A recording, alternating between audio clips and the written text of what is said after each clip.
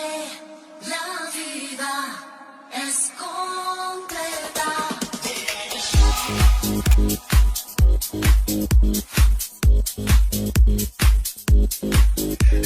আজকে আমাদের দীঘার লাস্ট ডে। আজকেও বেড়ে গেলাম আমরা সাইট সিনে দীঘার ফার্স্ট ডে সাইট সিনের ব্লগটা দেখে তোমরা নিশ্চয়ই বুঝতেই পেরেছো এখানে শেষ থেকে শুরু হয়। আর আজকে শেষ গন্তব্যস্থল যেখানে তালসারি, সেখানেই আমরা ফার্স্টে যাব। তারপর শেষে আসবো আমরা উদয়পুর সি বিচ। এখন আমরা যেখান থেকে যাচ্ছি এই বাগানটিও একটি সাইট সিন প্যাকেজের মধ্যেই পড়ে, কাজু বাদামের বাগান। সময় এটা বন্ধ থাকার কারণ এখন কাজু গাছে ফল ধরার সময়, সেই কারণে কাজুর অনেক দাম, যেহেতু তাই বন্ধ রাখা। এটা বর্ডার উদয়পুর সি বিচ এদিকে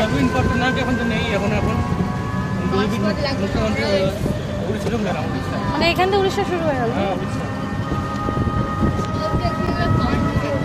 এখন রাস্তা নীল সাদা নেই, হলুদ সাদা, হলুদ কালো।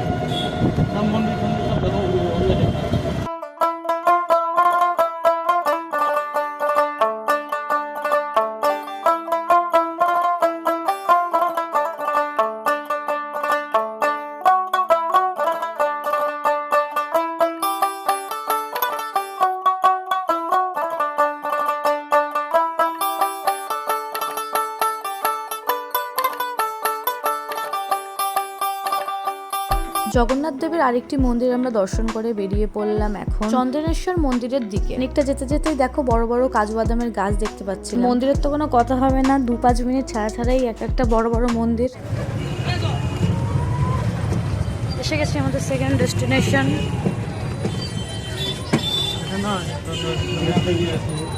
মন্দিরে যাওয়ার আগে টোটোওয়ালা দাদা আমাদের বললেন জুতোগুলো যেন আমরা টোটোতেই খুলে রাখি, হয়তো ভিতরে জুতো রাখার কোনো ব্যবস্থা নেই। মন্দির ঘিরে কিন্তু একটি অজানা ইতিহাস রয়েছে, বিশেষ করে এই মন্দিরটি স্থাপত্যের পিছনে। চন্দনেশ্বর মন্দির অবস্থিত উড়িষ্যার বালেশ্বর জেলার চন্দনেশ্বর গ্রাম। দীঘা থেকে মাত্র 6 কিলোমিটার দূরে অবস্থিত এই জাগ্রত মন্দিরটি। এই মন্দিরে শিবলিঙ্গ নিজের ইচ্ছাতে মাটি খুঁড়ে বেরিয়ে এসেছিল, কেউ বানায়নি কিংবা বসায়নি। এখানে স্বয়ং ঈশ্বর বিরাজমান, তিনি কেবল পুজো নেন না, শর্তও রাখেন। এটাই চন্দনেশ্বর, আর এটি কোনো গল্প নয়, এটাই সত্য।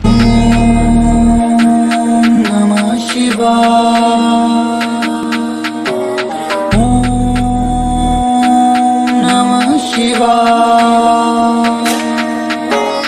गंगाधराय जटाधराय नीलकंठाय नमो नमः। भूत प्रेत पर राज करे जो शंकराय नमो नमः। करता धरता सब ही तू है, सबका तू है, सब में तू है। हंसता तेरा जाप है, जो भी करता उसकी तू है झोली भरता। दर तेरे मैं जब भी जाऊं एक नाम हर पल दोहराऊं। नमः शिवाय,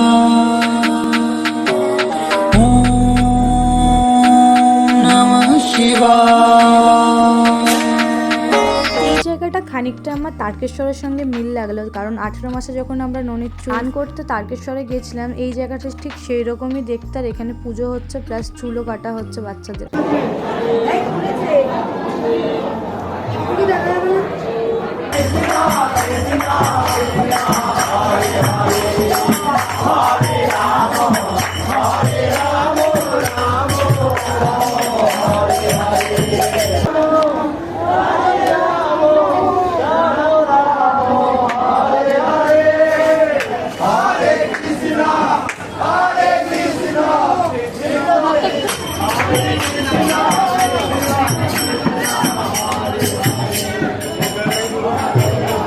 চন্দ্রেশ্বর মন্দিরে এসেও আমাদের ননামুর গাড়ি হাত কালকে কেটে গেছে, দেখো ওই জন্য হাত এরম করে পেতেই রেখেছে।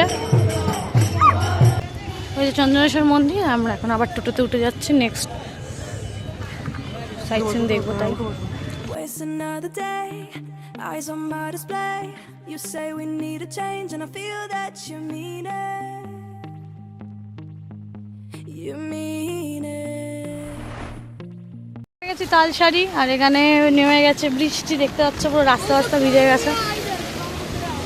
তালসারি মনে হয় সামনের দিকটা, ওই দিকটা আমরা নেমেছি, ঠিক আছে। হ্যাঁ বৃষ্টি, কি করে ঘুরবো, এখন বাজে প্রায় 11টা 9।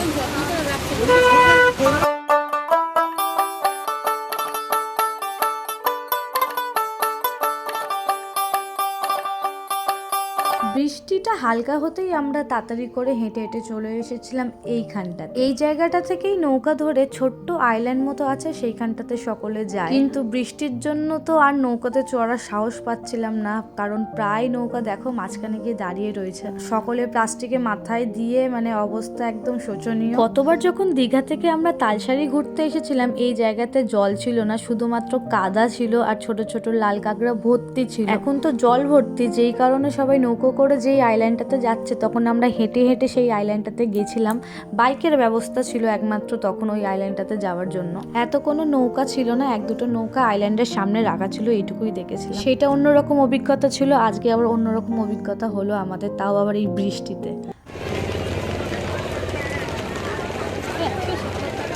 বাবা সব কত করে এগুলো?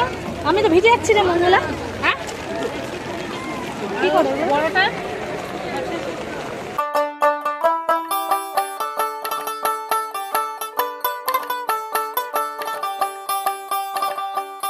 অনেকে নৌকায় উঠেছে, মাঝখানে গিয়ে দাঁড়িয়ে আছে নৌকা আর বৃষ্টি। আপকে হোগা সেই জল, এত জল কখনো ছিল না। আমরা তালসারিতে এসে খুব মজা করেছিলাম, তখন জল ছিল না। মঙ্গলাদি অনেক বৃষ্টিতে ভিজে লেসটা আম্মাকা নিয়ে এসছে, এখন আম্মাকা খাওয়াবে বৃষ্টিতে বসে বসে। ডাব খাওয়া হলো, এই একটা ডাব বসে আছে।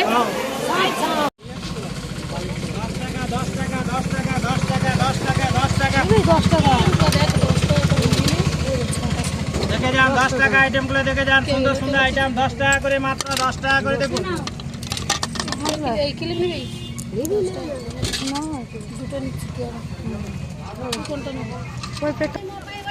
10 টাকা করে খুব সুন্দর সুন্দর জিনিস বিক্রি হচ্ছিল, তা নিলাম 15খানা জিনিস। তো এই রাস্তাটা একটু ঢাল টাইপের, এখান থেকে এখন উঠতে ঢাল টাইপের রাস্তা না, নামতে বোঝা যায়নি, উঠতে গেলে বোঝা যাচ্ছে।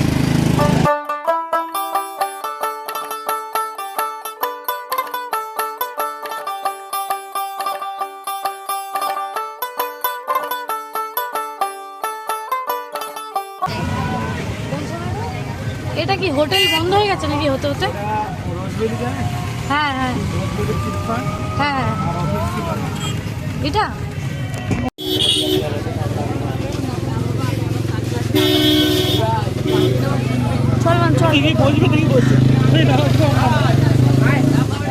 নেমে গেছি উদয়পুরে। আমাদের টোটো পার্ক করা হয়ে গেছে আর খানিকটা হেঁটেই বিচ। আর এখানে তো দেখছি বেশ জল আছে। গত ব্লগে তোমরা দেখেছো যে দীঘার সমুদ্রের জল তো নয়, এটা পুরো কাদা, তাই হয়তো প্রায়শই মানুষজন এখানেই স্নান করছে।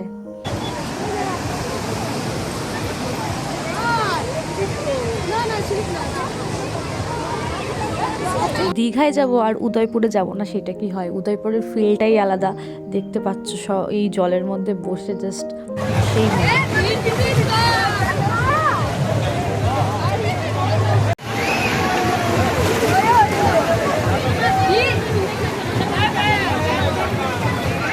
চেয়ার বেয়ার সব। আমরা এখন মাছ খেতে বসেছি, ঠিক আছে? অন্য কিছু তো খাই না আমরা কেউ, মাছটাই সব।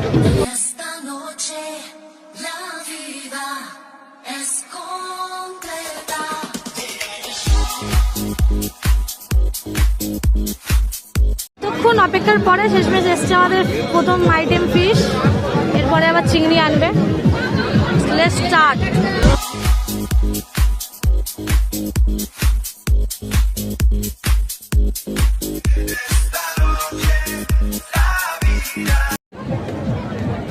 যাচ্ছি এখন আমরা সামনের দিকে।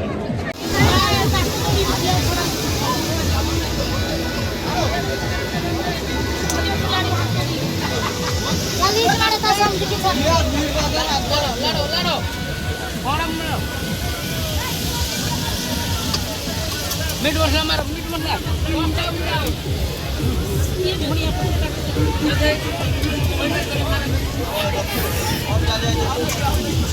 এইসব দোকানগুলোতে দুরকমভাবে মাছ পাওয়া যাচ্ছে, ঠিক আছে? একটি ভাজা চাইলে ভাজা আর মানে ঝাল করে দিতে চাইলে ঝাল। আমরা সবগুলোই একটু ওই মশলা দিয়েই নিয়েছিলাম, বেশ টেস্টি ছিল এই দোকানটা থেকে। আবারও চিংড়িটা নিতে এসেছি, কিন্তু ব্যাপারটা হলো এক একটা আইটেম অনেকটা সময় নিচ্ছে বানাতে, কারণ অনেক লোক আসছে তো।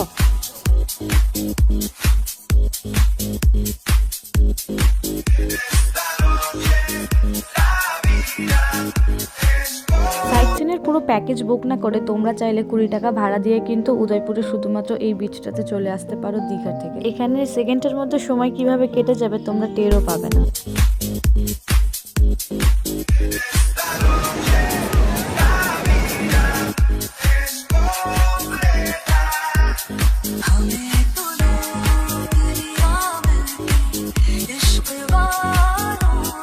হালকা ফ্রেশ হলাম আর নোনার মুখটা কিছু তো বাইরে খাইনি, তো ওকে খাওয়ালাম। তোমাদেরকে দেখিয়েছিলাম যে সমুদ্রে পুরো কাদা, আজকে কি হবে জানি না, তো ঝটপট করে বেরিয়ে পড়ি।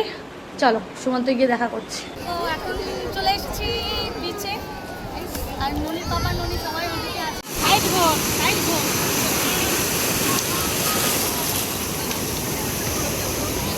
গতকাল স্নান করতে এসে যেই অভিজ্ঞতা হয়েছে আমাদের, প্যাচে কাদা আমরা মেখে গেছি। আজকে ঢেউটা দেখতে পেরে একটু আনন্দ হলো, যতই কাদা গোলা জল হোক না কেন।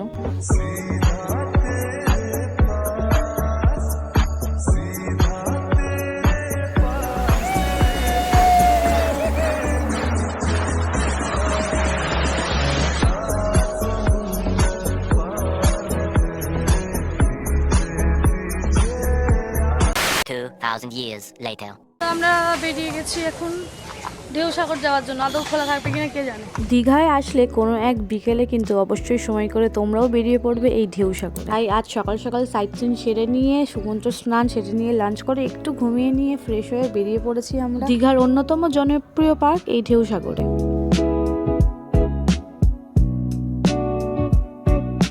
এই পার্কটির প্রবেশ মূল্য মাত্র 20 টাকা এবং সকাল 10টা থেকে রাত 10টা পর্যন্ত এই পার্কটি খোলা থাকে।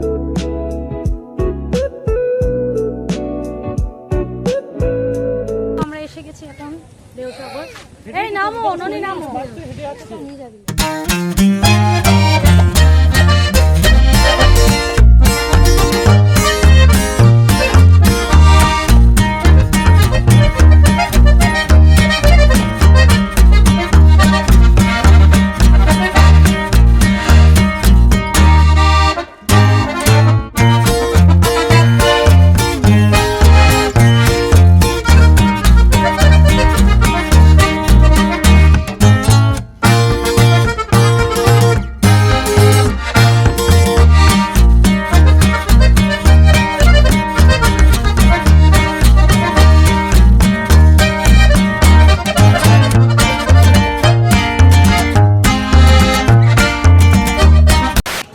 এখানে রয়েছে দোকানপাট, আর এখানে দেখো জাহাজের মতো পুরো সাজানো।